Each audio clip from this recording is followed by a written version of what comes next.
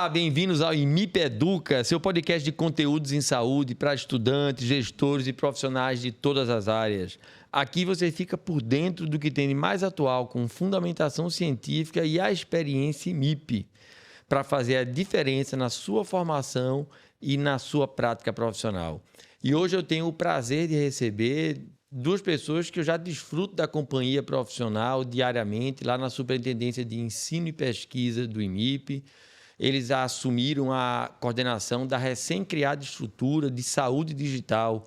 E eu acho que é um tema novo que já está na pauta das grandes instituições e que, nesse momento, a gente vai ter a oportunidade de conversar um pouquinho e conhecer o que é saúde digital na prática de uma estrutura de saúde. Quais são as grandes dificuldades da implementação de uma política de saúde digital? Quais são os benefícios que a gente pode ter de saúde digital no futuro? E, naturalmente, quais são as grandes dificuldades que ainda hoje nós temos para popularizar e tornar a saúde digital acoplada a um modelo assistencial já existente? E, claro, a gente não pode deixar de falar de educação.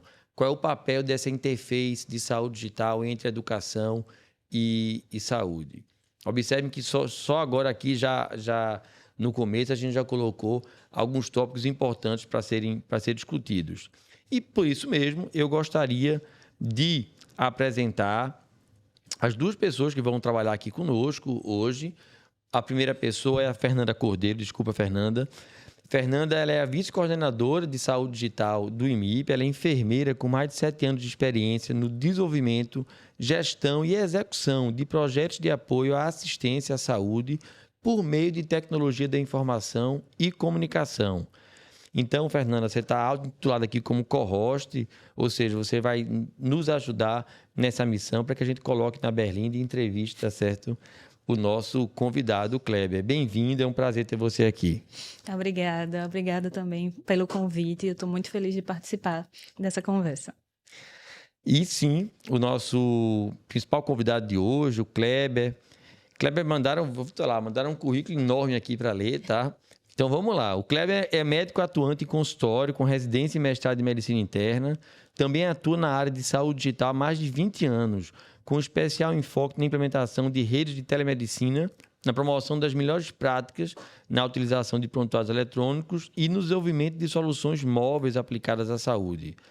Trabalhou como coordenador médico no eHealth Strategy Office da University of British Columbia, no Canadá, e participa como pesquisador associado do Núcleo de Telesaúde da Universidade Federal de Pernambuco. Participou como CMO na trajetória do Hospital Unimed Recife para tornar-se o primeiro hospital da América Latina a ser acreditado no nível máximo do modelo de maturidade de adoção de prontuário eletrônico de RIMS, Stage 7. E é o atual coordenador de saúde digital do IMIP. Kleber, parabéns. Eu acho que é um resumo. Tenho certeza que você tem muito mais para entregar do que meramente o que está colocado aqui, mas já é muita coisa que você já estudou e que você já teve vontade de fazer.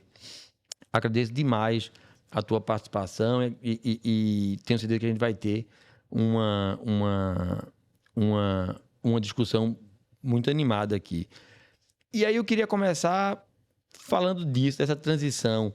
Está muito claro que você veio de uma formação normal, assim, não que não seja normal não trabalhar com saúde digital, mas veio de uma formação mais estrita, né? Fez medicina. Onde foi essa virada de chave na tua vida para procurar esse interesse sobre tecnologia em saúde digital? Fernando, primeiro eu queria agradecer a oportunidade de estar participando aqui com a Fernanda, contigo. Muito bom ter esse espaço e a gente poder divulgar a área de saúde digital. É sempre importante a gente poder estar trazendo mais gente para dentro desse bonde. Minha história com a saúde digital, né, vem antes da saúde digital ser chamada de saúde digital, né, mas é esse movimento que eu fiz me aproximar da tecnologia para apoiar os processos de saúde, já vem desde a época de estudante, né? Então, eu estagiava no LICA, que é o Laboratório de Imunopatologia que eles amam, lá com o professor Zé Luiz, e chegou um determinado... E aí fazia pesquisa mesmo de bancada, né? Superóxido de mutase, olha a bactéria crescendo. E chegou um determinado ponto do curso que ficou muito pesado, né? Os horários não conciliavam mais com a questão da pesquisa, e veio a professora Magdala, estava chegando, né? Da da França, do doutorado dela, e ela começa essa área dentro de informática em saúde dentro da universidade. E aí, como eu conseguia conciliar melhor os horários, né? E gostava muito disso, né? Desde pequeno que eu já programava, já fazia essas coisas no computador.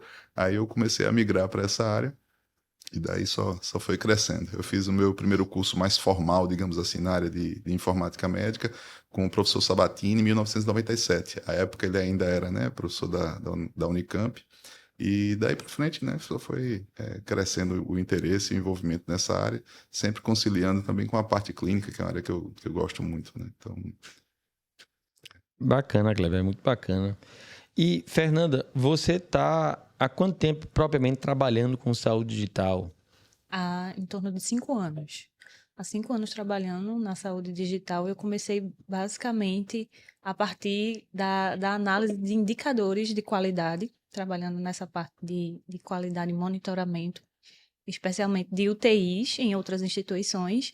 E aí eu comecei a ter contato com o trabalho, né, do Telesaúde Brasil Redes e comecei a estudar sobre o conteúdo da área. E aí eu tive a oportunidade de trabalhar no Telesaúde Indígena, no IMIP, e comecei a trabalhar dentro do Telesaúde a partir do IMIP.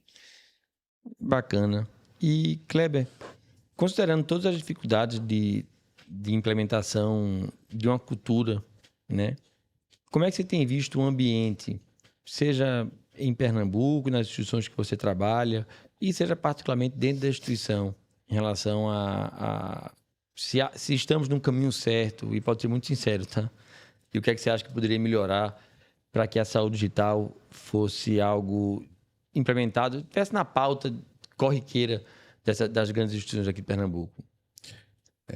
eu penso que exatamente por esse, né, tempo atuando na área, eu já vi diferentes momentos, né? Então, eu vi um momento em que a gente, dentro da universidade, tinha que ensinar, né, os estudantes de medicina como é que fazia um site, como é que usava editor, e eu vi isso mudar esse perfil até que os estudantes começaram a cobrar o uso do prontuário eletrônico, né? Então, eu vi essa mudança na cabeça das pessoas. Esse processo de maturidade, ele vem com o tempo e com a exposição. Então, entendo que a gente agora está tendo um momento da própria indústria da informática em saúde muito mais aplicada aos processos assistenciais. Elas, né, vêm inicialmente daquele processo mais de faturamento, questão administrativa, o grande mobilizador, digamos assim, da informatização dos processos.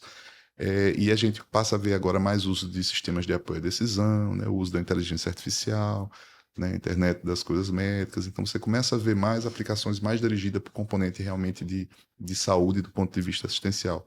Da mesma forma, eu vejo as pessoas também amadurecendo no contato, a gente, especificamente dentro do IMIP, né, a gente está com um hospital, né, com 100% dos setores em que estão com o uso do prontuário eletrônico, né, então as pessoas já passam a entender melhor o que é que pode, o que é que não pode. Ah, tem aqui um campo obrigatório, eu tenho que preencher esse formulário.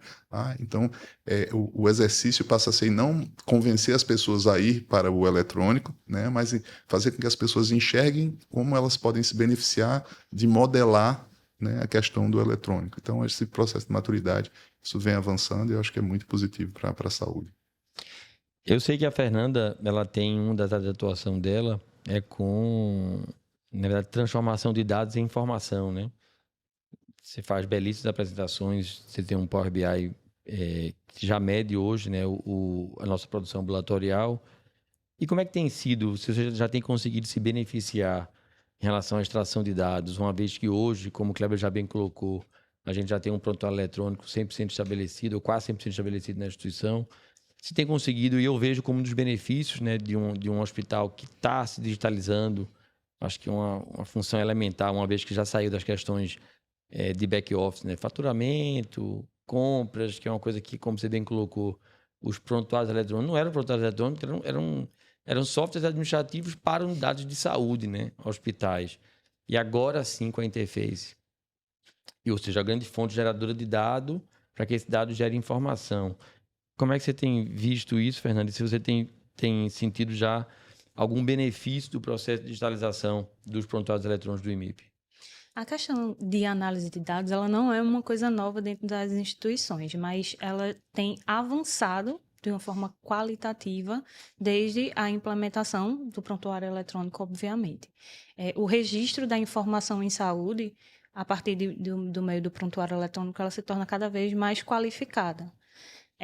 Então, quando se faz a implementação, especialmente do prontuário em nuvem, a forma de extrair e tornar esses dados insights, né, tanto para a tomada de decisão assistencial, como também para o controle, né, de faturamento, de orçamento dentro da instituição, ele se torna muito mais efetivo. O que tem se visto dentro da instituição no momento é um ajuste, especialmente em relação acerca do registro da informação em saúde. E tem-se também conseguido melhorar os indicadores assistenciais. O pessoal, inclusive, da qualidade, eles têm visto resultados muito benéficos em relação a isso. O Kleber, você acha que em relação à obtenção dos dados eletrônicos de registro de paciente, né? Acho que tem até uma siglazinha americana, é ERP, se eu não me engano. Por mais que a gente tenha gostaria de trabalhar com dados estruturados, você acha que a estratégia de primeiro registra de qualquer maneira e depois qualifica, ou trabalhar com estratégia de extração de dados, ou se já desde o começo a gente deveria estar fazendo, e aí serve não somente para a instituição, mas para qualquer outra instituição que está pensando em digitalizar, com campos já de dados estruturados? Como é que você vê isso? Porque eu tenho minhas dúvidas, sabe? Então, eu vou te dar minha opinião pessoal, tá? Não existe, digamos assim, um modelo certo e errado, né? Existem hospitais que optam por uma estruturação máxima, digamos assim, no sentido de você ter aqueles formulários cheios de quadradinho, né? Que você vai estruturar toda a história, antecedentes, aquilo ali, bem, isso é muito interessante no processo de facilitar depois para a estatística, né? Então, por questão de limitação computacional que a gente tem. Eu sou um defensor, né, e entendo que a gente é treinado dentro das escolas médicas a fazer descrições narrativas dos processos de encontro com os pacientes.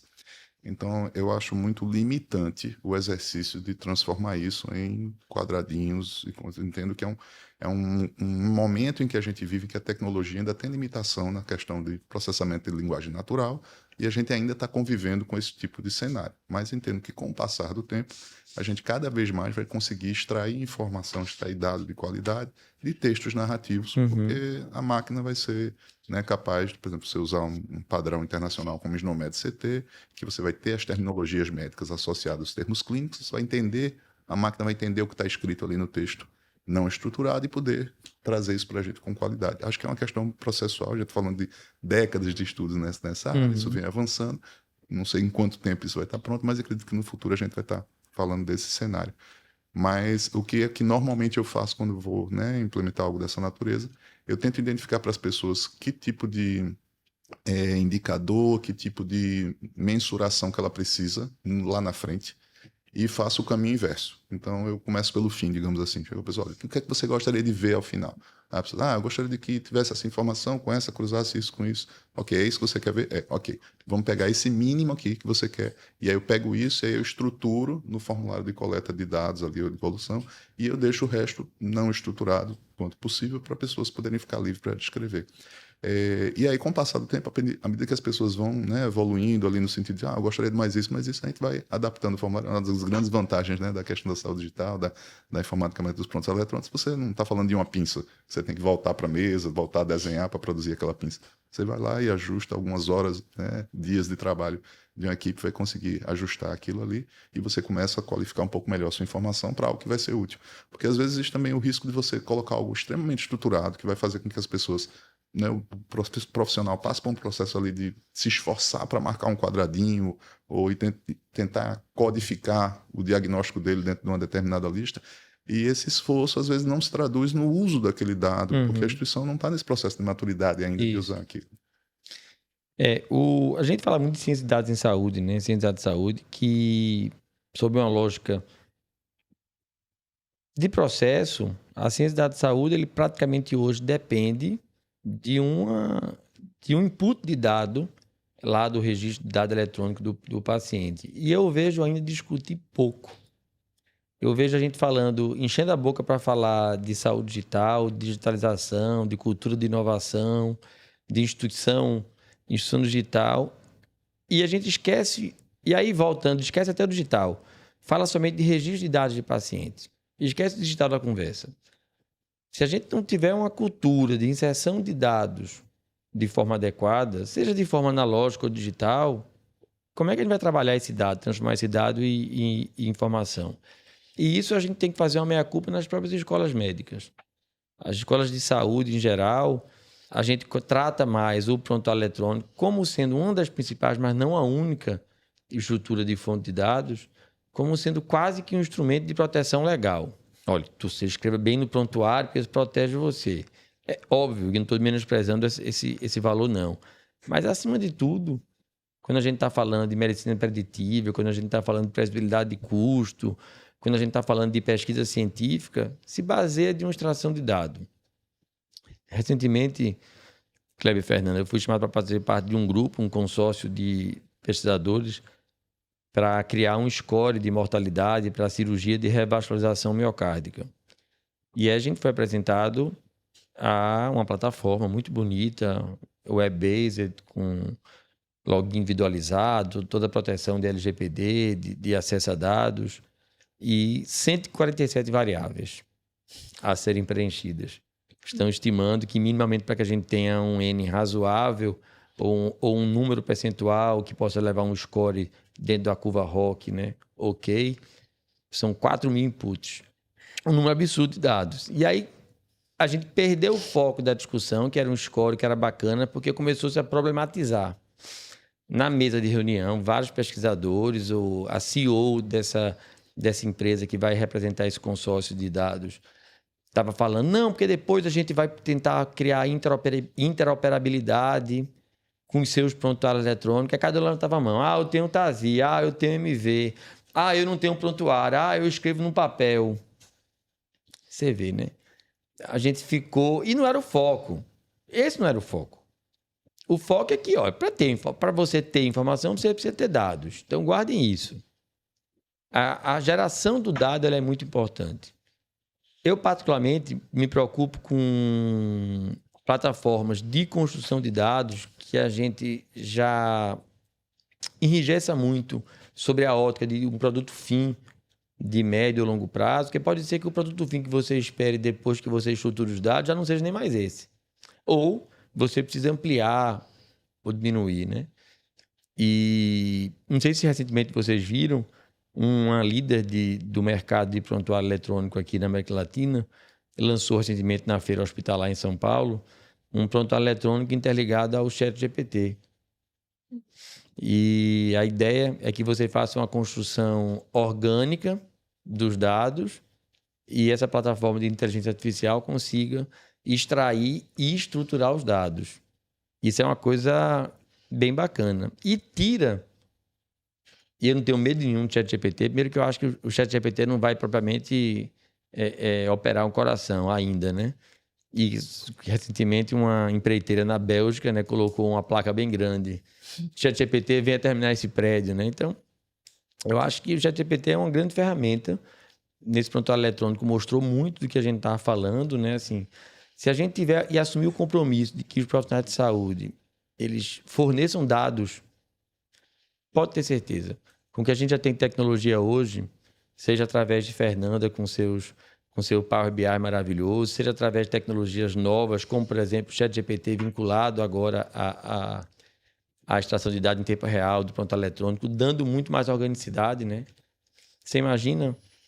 E eu, recentemente, conversando com o professor Giliath Falbo, aqui mesmo na FPS, umas 2 semanas atrás, e falando sobre essa inovação, ele disse, isso não é nada novo. E eu me surpreendi, como nada novo? O ChatGPT tem 2 anos, isso é muito novo. Ele disse, não. Numa experiência profissional que ele teve na Inglaterra, Kleber, os médicos passavam visita ou faziam atendimento nos seus consultórios com um gravador. A responsabilidade de estruturar os dados era da secretária. Então, você veja, a gente fica focando sempre no processo de atualização, da dificuldade que é, até em cima daquele assunto que a gente estava conversando aqui antes e acabou aquecendo, né? Em relação ao sistema de regulação que vocês estão propondo lá na instituição. Gente, diz o que vocês querem, o meio é outro. Se vai ser a secretária que vai estar escutando lá 8 horas de áudio por dia para estar estruturando os dados, se vai ser o ChatGPT, que eu acredito que pode ser um dos caminhos. Então, particularmente em relação a esse primeiro assunto, a mensagem que eu gostaria de passar é que a gente tem que ter uma cultura mais forte de identificação e de registro de dados. E aí a gente vai evoluindo. Registro de dados de quem? Registro de dados de pacientes. De que maneira? De forma eletrônica, já que hoje a gente já atua com prontuário eletrônico. Porque senão... e aí veio a história, não, vamos colocar as perguntas dessas 147 variáveis no prontuário eletrônico de cada um de vocês. É inviável. Se para cada estudo ou pesquisa a gente tem que colocar aqueles dados obrigatórios ali, isso aqui é uma coxa de retalho que não tem sustentabilidade, né? E quero lembrar que em alguns momentos, por mais que a gente queira fazer tudo automático, vai ser sim necessário a gente preencher 1, 2 ou 3 fontes de dados diferentes. Fernanda. Pegando esse gancho que você falou que a inteligência artificial ela não vai operar ali. Você já ouviu falar do paradoxo de Moravec? Não. É um dos pioneiros, né, da robótica e da inteligência artificial. E ele observou que, quando ele fez a observação da inteligência natural e da inteligência artificial, ele encontrou esse paradoxo. Que o que é simples no nosso raciocínio é mais complexo para a inteligência artificial. Então, o raciocínio em si, no caso, para a gente ganhar de um jogador de xadrez, o melhor jogador de xadrez do mundo, para nós seria complicado, seria mais difícil. Para a inteligência artificial é uma coisa mais simples. E para nós, mascar chiclete é uma coisa banal. Então, para a inteligência artificial é uma coisa complexa de se realizar. Então, eu acho que hoje o avanço da inteligência artificial, especialmente dentro da saúde, é justamente a gente fazer uma cooperação entre a inteligência artificial e a inteligência natural. Porque o trabalho em conjunto é o que faz avançar os serviços de saúde, como, por exemplo, pegando essa parte da enfermagem, existem muitos trabalhos repetitivos, inclusive, como você mencionou, esse trabalho da secretária, que precisa pegar esses dados e fazer isso. Então, para uma inteligência artificial realizar esse trabalho repetitivo, ele não vai ter um burnout. Não vai ter, né, uma crise de ansiedade pelo trabalho repetitivo 24/7.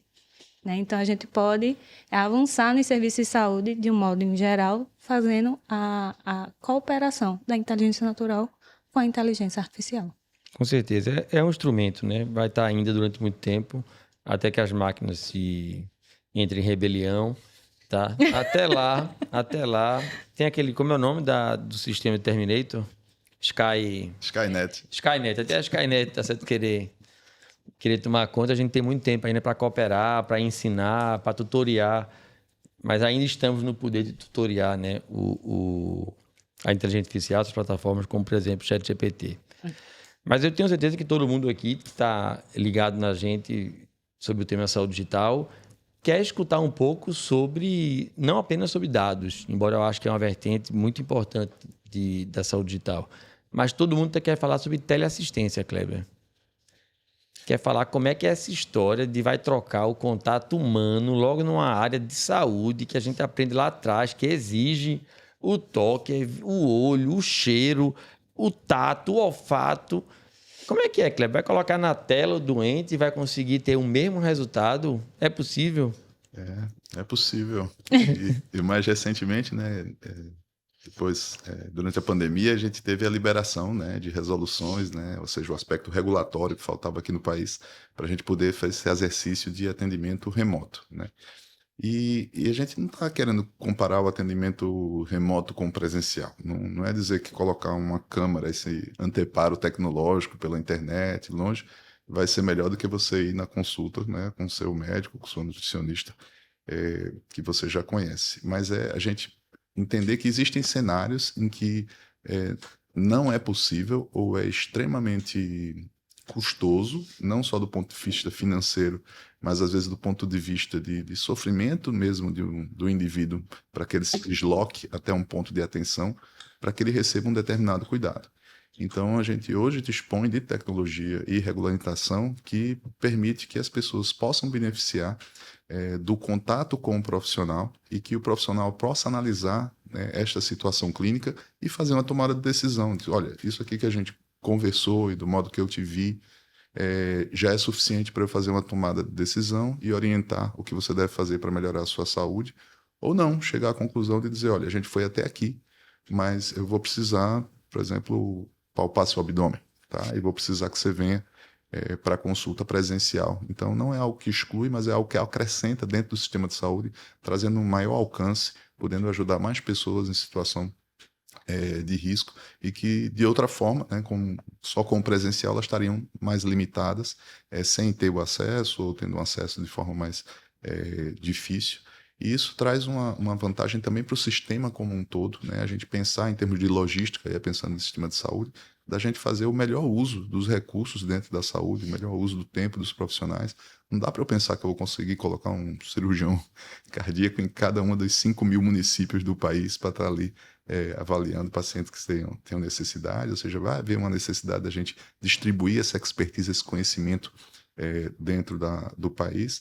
Tem um texto na New England que eu achei muito interessante que o colega colocou. A gente vai poder agora transferir a informação sobre o paciente antes de transferir o corpo do paciente. Né? Então, eu achei muito legal isso e é meio esse momento que a gente está vivendo. Né? Agora dá para a gente fazer... As pessoas dizem, não dá para fazer exame físico. Dá para fazer exame físico. Né? Existe até uma área que, né, a gente chama de telepropedêutica, né? Então, a semiologia que você faz do atendimento remoto. Como é que eu, né, faço com que eu cheque verificação de um pulso, por exemplo, como é que eu vou fazer alguns exercícios de ausculta, de ausculta respiratória através de equipamentos que estão disponíveis na ponta para que o paciente possa fazer esse trabalho. Então, existe um monte de coisa acontecendo aí nesse meio, quebrando essas barreiras, quebrando essas limitações, para que a gente possa chegar com qualidade nas pessoas e ajudá-las onde quer que elas estejam. E você, Fernando, na área da teleassistência para enfermagem, nas áreas uni e multiprofissionais, como é que você tem visto?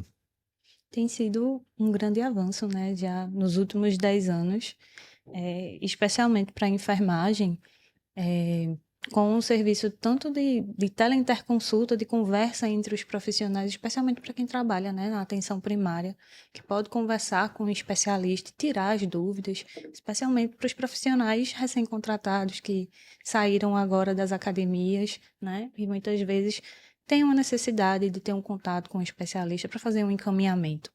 E como o Kleber mencionou, na pandemia tivemos um avanço regulatório, um avanço na regulamentação da telesaúde, especialmente da teleconsulta, e dessa forma também pudemos avançar para que a enfermagem e outras categorias profissionais pudessem realizar a teleconsulta, o atendimento direto ao paciente. E isso permitiu, inclusive, fazer a triagem para alguns atendimentos e evitar que os pacientes viessem para as unidades, especialmente hospitalares, quando não havia necessidade, por exemplo, para a realização de algum procedimento, como acontece no IMIP, por exemplo, na quimioterapia adulto.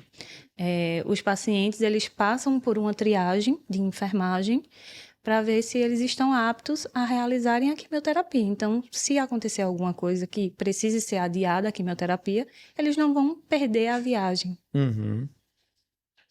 Bem, embora eu seja um fã de saúde digital e propriamente dessa linha da teleassistência, teleconsultoria, vou fazer um papel de advogado do diabo aqui. Considerando que a gente está passando por uma crise de financiamento nos dois sistemas, tanto no público quanto no privado. Como isso aqui vai ficar para a posteridade, a gente está em 2023, só para lembrar vocês, quando vocês estiverem vendo isso aqui em 2040. E ano passado, as empresas de saúde suplementar apresentaram um prejuízo de mais de 5 bilhões de reais. Então, todos estão discutindo esse ano qual é a sustentabilidade da saúde suplementar no Brasil.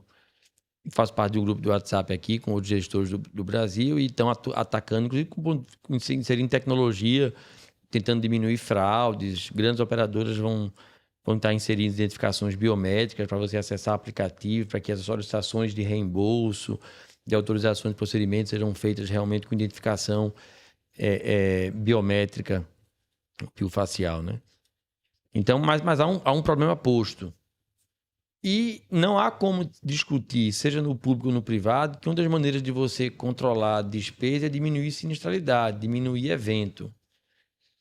E acho que todo mundo aqui é maduro o suficiente para entender que as grandes corporações elas trabalham eventualmente com redução de oferta. Ao trabalhar com redução de oferta, você lá na frente você controla um pouquinho a sua demanda e eventualmente consegue impactar na sinistralidade. E uma coisa é você diminuir a oferta num hospital, porque é uma estrutura física, né? Você diminui o médico, você diminui o horário, fecha o hospital mais cedo, fecha o hospital mais tarde. Você controla a oferta. Mas quando o hospital vai aqui para dentro e que você trabalha literalmente 24 horas por dia, 7 dias por semana, você, em primeira análise, você está explodindo a oferta de serviço.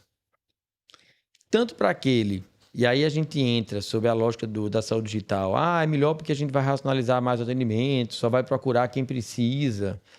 Mas já pensaram na ótica do copo meio cheio, meio vazio? Vocês já pensaram ou já conseguiram imaginar a quantidade de gente, além daqueles que você está em dúvida que precisa ou que não precisa, mas simplesmente agora, pela facilidade de acesso, vão passar a consumir serviços e eventualmente já levantar outras demandas? Mas pode ser que uma entre 1 milhão de pessoas vão se beneficiar. Não é nem aquele que estava em dúvida se ia precisar, é aquele que você não tinha, aquele que foi o azar, que descobriu lá uma doença neoplástica, uma doença crônica, mas que não cabe do ponto de vista de saúde populacional, de custo-investimento, né? Não caberia fazer um rastreio.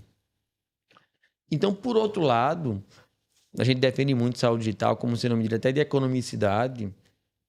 Alguns outros pensadores, e eu tenho feito algumas análises sobre isso, né? É engraçado como os paradigmas é quase que uma visão matricial, né? É uma matriz dentro da outra. Quando você vai aprofundando o raciocínio, isso me deu um choque. Eu falei, é verdade. A gente expande tanto a oferta e de uma maneira que você não tiver um mínimo de responsabilidade, porque esse provável benefício ele vai vir com a maturidade da inserção, né? Até que a gente sinta na prática algum benefício no dia a dia, que se prove matematicamente. O que você acha, Kleber? Falei muita besteira? Não. Acho que você coloca é real e eu acho que bate no cenário de que às vezes as pessoas olham para a tecnologia como se ela fosse uma solução posta, né? Porque é tecnologia, porque é novo, porque é digital, porque é moderno. E não é assim. Você vai ter cenários em que você vai aplicar a tecnologia e ela vai sair mais custosa do que o atendimento sem a tecnologia. Então, não é a tecnologia por si, mas como você coloca ela ali. Se a gente tivesse, digamos assim, esse aumento ou facilidade de acesso numa época em que a gente não tivesse o paralelo da inteligência artificial correndo junto, talvez a gente estivesse dando um tiro no pé, né? Porque a gente ia precisar fazer um exercício muito... Eu tenho até um programa que a gente está começando, que a gente chamou de telesniper. E o telesniper é feito uma análise, primeiro, de fatores de risco da população, identifica aqueles pacientes que, digamos assim, são de altíssimo, né, risco cardiovascular, e esse grupo a gente pega uma equipe da cardiologia e cola nesse paciente para poder ver se está aderindo a tratamento, se está dentro do que os guidelines recomendam, né, de cuidado, se ele está bem assistido. Então, um direcionamento, digamos assim, mas porque teve ali, né, o dado, você conseguiu rastrear e você apontou a intervenção remota numa população que a chance de você ter, digamos assim, um retorno, tanto em termos de saúde para o paciente, como para o sistema de saúde, vai ser interessante. Mas ia faltar gente, né? Se você aumenta muito a oferta, aumenta a porteira, né? Para pessoas que talvez não se deslocassem até a unidade para conversar com o médico, mas já que está aqui na palma da minha mão, vou ligar e vou tentar fazer alguma coisa. A gente talvez não conseguisse dar conta do recado num cenário que a gente já sabe que é de escassez de profissionais de forma global, né? Mas com a inteligência artificial, esse momento que a gente vive, a gente está falando de uma outra camada de atendimento que é possível, né? Como de forma prática aí os chatbots, né? Eles vão poder começar a fazer parte do apoio do atendimento, né? Uma camada que vai ser não humana. E essa camada não humana, ela vai garantir um acesso para uma população maior com informação de qualidade, à medida que a gente for retroalimentando, e que a gente vai poder fazer, digamos assim, tirar o joio do trigo, para que os atendimentos humanos eles sejam já para pessoas que não quer tirar só uma dúvida mais simples, ou não quer né, só estar curioso ali de apertar o aplicativo e colocar. Então, acho que essas atividades, essas tecnologias, elas precisam andar de forma muito, muito casada, né? O Fernando, a gente inclusive submeteu junto com a superintendência recentemente um projeto que falava um pouco disso, né? Ou seja, a gente trabalhando com uma doença relativamente rara, em que a dificuldade das pessoas atualmente é saber que a doença existe, né, saber gerar o diagnóstico, e a gente fez uma estruturação para que houvesse campanhas de conscientização, ativar essas pessoas, os pacientes e os profissionais, de que a doença existe, para eles cogitarem, mas uma vez que a gente fizer isso, num segundo momento, a gente vai gerar um outro gargalo, que é tipo, quem vai tratar essa doença não vai dar conta de tratar se todo mundo souber que ela existe e for procurar o serviço. Então, junto com isso, no segundo momento, a gente precisa fazer com que a inteligência artificial chegue junto, apoio humano, para poder a gente aumentar a produtividade e poder dar conta do recado, né? Então, eu acho que sim, faz sentido o que você coloca, é um risco, então, a depender do projeto e como você vai colocar, você tem que casar essas tecnologias ou usar, né, a questão remota de maneira muito específica para que você não gere esse problema. Tal como, Fernanda, acho que houve algumas discussões éticas que ainda hoje são utilizadas como paradigmas ou paradoxos a serem resolvidos do ponto de vista até jurídico, né? Quando um carro autônomo atropela alguém ou tem que fazer uma decisão entre cair no penhasco ou atropelar alguém, de quem é a responsabilidade, também vamos passar por uma discussão grave, também do ponto de vista legal e ético, né? Quando um chatbot deixar de rastrear ou deixar de referenciar um paciente para uma linha de cuidado específica, de quem vai ser a responsabilidade? É do programador, é do responsável técnico? Na verdade, é um admirável mundo novo, né? Como já disse Aldous Huxley, e a gente vai estar aprendendo qual vão ser as implicações, e que minimamente o fato da gente estar tendo um tipo de discussão dessa e tentando antever, isso já mostra que fico muito feliz que institucionalmente tem esse nível de maturidade já para achar que não tem solução mágica, there is no free lunch, né, nessa história, que parece ser muito claro a operacionalização de inteligência artificial junto com a obtenção de dados e esses dados virando informação para a tomada de decisão, seja para um doente ou para uma saúde populacional, talvez seja, ao meu ver, um dos principais benefícios de quando a gente vai querer responder a um nosso gestor, a um gestor público, municipal, estadual, federal, por que eu vou investir em saúde digital? Há uma preocupação muito grande também da gente engargalar o sistema, né? Abriu porta e... Vocês sabem que tem uma lei, né, que já prevê, Fernanda, um tempo máximo para que um doente, uma vez diagnosticado com doença neoplásica, ele tem que ter o seu tratamento iniciado. E, obviamente, é certo que a gente parte do pressuposto que há uma quantidade de estrutura física instalada para atender a população toda brasileira a quem? Mas não é só brasileira, não. O próprio NHS inglês passando por uma crise brutal, né? Mudança de perfil epidemiológico, mudança de perfil demográfico de faixa etária. O Brexit também complicou muito, que o pessoal paramédico que atuava na Inglaterra, o pessoal, todo mundo voltou para os seus países. Então, a gente não está sozinho. É um mundo de revoluções e que cabe a nós a gente estar minimamente antenado. Mas, Fernanda, fala um pouquinho disso tudo que a gente já falou, de registro eletrônico de paciente, ciência de dados, teleassistência na área médica, na área Uni. Quais são os projetos que você tem se sentido mais animado, que tem tocado lá na instituição, ou até mais? Aproveita o momento para dizer o que é que a gente deveria estar mais incentivando e patrocinando lá no IMIP. Dentro da instituição, já se tem bastante profissionais animados com relação a dados, né? Temos profissionais já atuantes tanto na melhoria da qualidade dos registros de informação em saúde, tanto gerenciais como assistenciais, e também na saúde digital como um todo, né? Já se entende dentro da instituição que saúde digital ele vem de comunicação. E a melhoria da comunicação, né, dentro da instituição vai melhorar a jornada do paciente e vai melhorar também a própria jornada de trabalho também dos profissionais e os indicadores da instituição. Então, eu acho que o patrocínio também que já está vindo dentro da superintendência, tanto de assistência como de ensino e pesquisa, está sendo muito importante nessa área de dados e de intervenções assistenciais, como teleconsulta.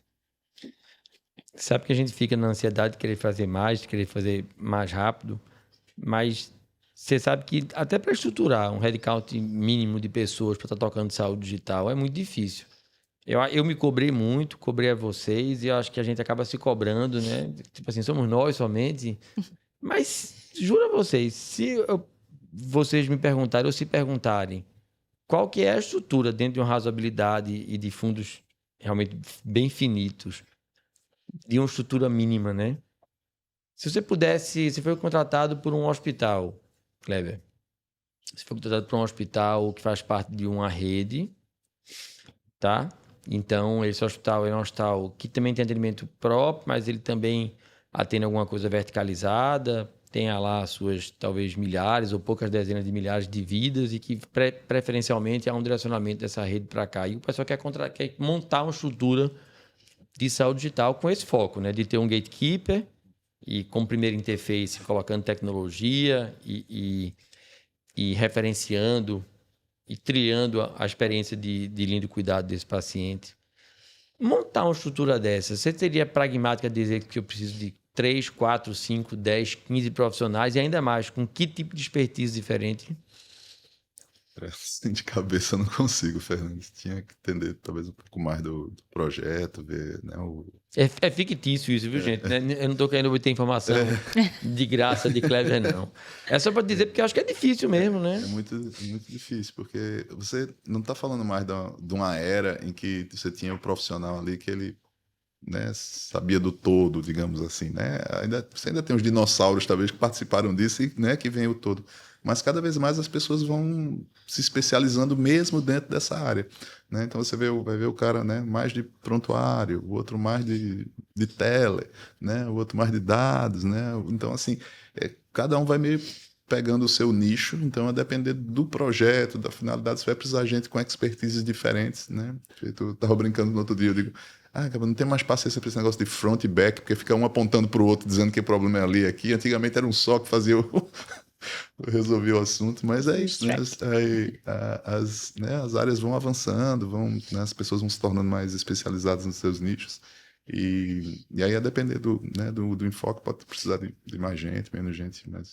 eu fiz essa pergunta provocativa porque o que eu tenho sentido na instituição, e fica aí de conselho para vocês de outras instituições que terão a oportunidade de escutar esse cast, é que muitas vezes a gente precisa ter, sim, uma liderança, alguém que detém o conhecimento técnico, que faça um bom projeto, mas acredite, as potencialidades elas estão razoavelmente espalhadas dentro da sua instituição.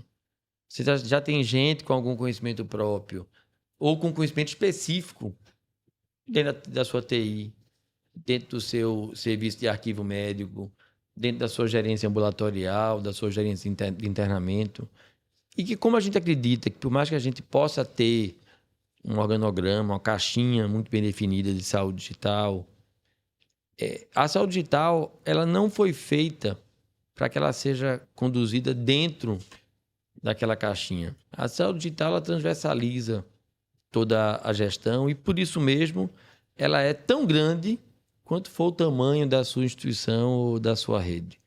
O que você precisa ter para implementar um modelo de saúde digital com sucesso, acredito eu, que seja um grande patrocínio da autogestão da instituição, empoderamento desses atores, para ter liberdade, para ter movimentação dentro da estrutura, ter autonomia para estar conversando, para estar buscando outros colaboradores, para estar colocando, porque é isso, às vezes o projeto se monta, não dá certo, desmontou, a gente não tem aquela burocratização, monta a equipe, desmonta a equipe. Não, a equipe é a equipe da instituição.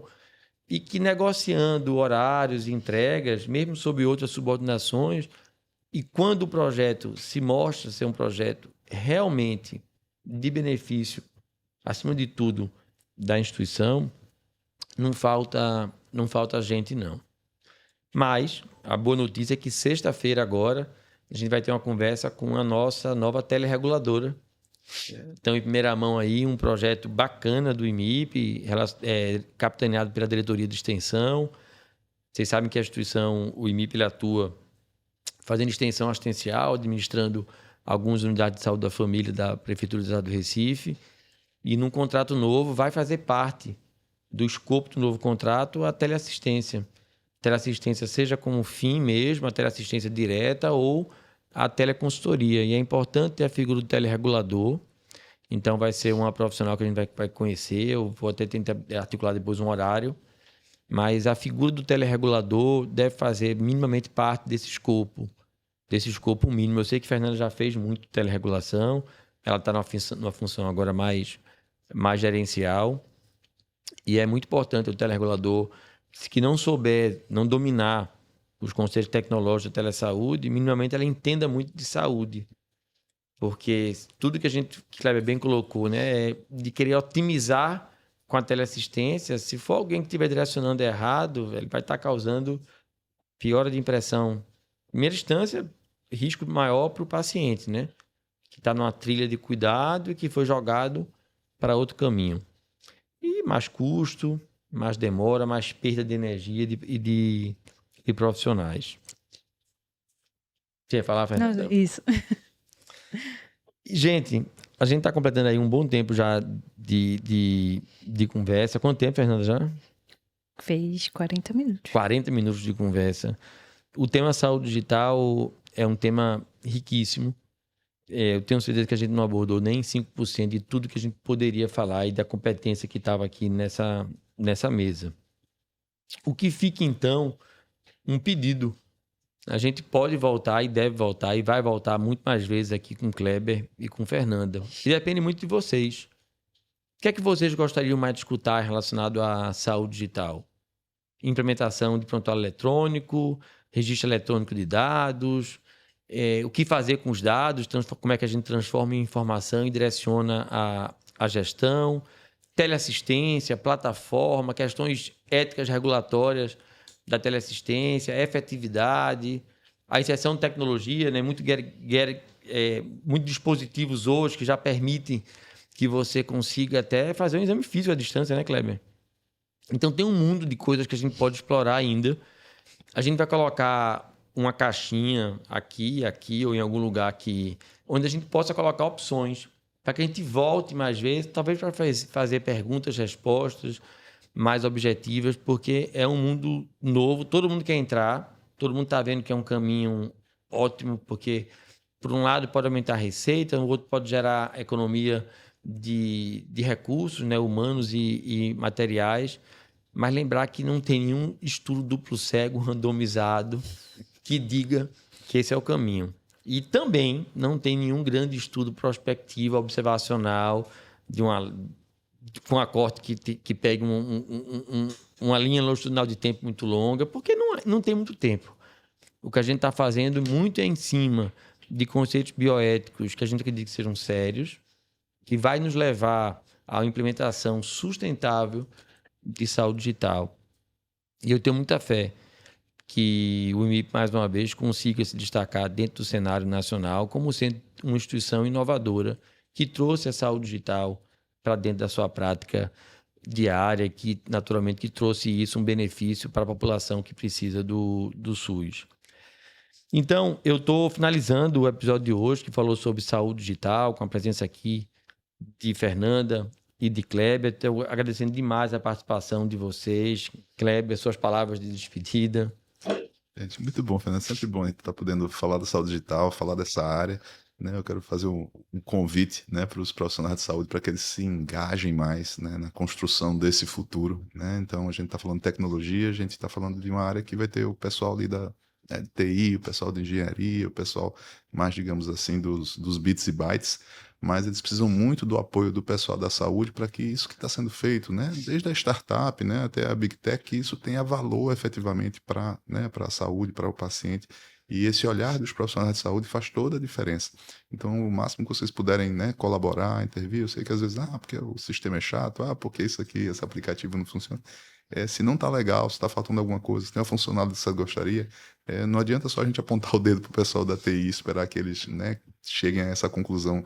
A gente precisa se envolver mais enquanto, né, enquanto classe, enquanto categoria profissional na saúde, a gente chegar junto, usar os espaços, né, seja um hackathon, seja uma oportunidade de troca, para que a gente consiga fazer realmente, né, funcionalidades, aplicativos, sistemas, soluções que agreguem valor para o profissional, para o paciente, que a gente melhore o sistema de saúde e cuide melhor das pessoas, que é o que a gente quer. Fernanda? Eu gostaria até, né, na linha, como o Kleber falou, de incentivar os profissionais e até resgatar a memória do estetoscópio, né? Há muito tempo atrás, se fazia a ausculta colocando o ouvido no peito, né, do paciente. Então, houve-se também, alguns profissionais tinham muita resistência em usar o novo equipamento. Então, hoje, seja software, sejam novos equipamentos, procurem mudar, né, o mindset e aceitar as mudanças, porque elas são necessárias. Excelente analogia. Sou um defensor de digitalização do processo, não necessariamente que a cultura de inovação passe por tecnologia, né? Ser inovador, foi inovador usar o estetoscópio.